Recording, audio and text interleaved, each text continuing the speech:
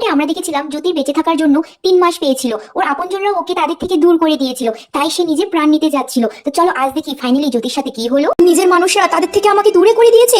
আমার তো আর বেঁচে থাকার কোনো রিজনও নেই। 3 মাস আমি বেঁচে থেকে কি করব? না, আমি এক্ষুনি পৃথিবীর থেকে চলে যাব।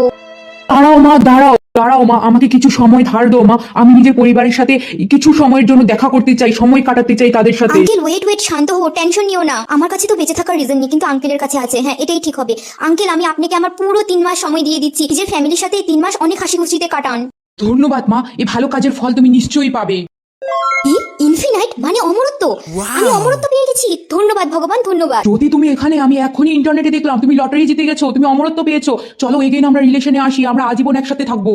অ্যাংশ, পুরো জীবন কি আমি তোমার সাথে 1 মিনিট, ইভেন কি 1 সেকেন্ডও কাটাতে চাই না নিজের লাইফের। চলে যাও আমার সামনে থেকে, স্বার্থপর কোথাকার। প্রতিমা তুই এখানে চল, আমাদের সাথে বাড়ি ফিরে চল। এখন তো তুই আমাদের বৃদ্ধ বয়সের সাহারা। আমরা যখন বৃদ্ধ হব আমাদের আবার তুই বয়স বাড়িয়ে দিস। আমরা তোর মা বাবা, আমরা সমস্ত প্রপার্টি তোর নামে করে দেবো।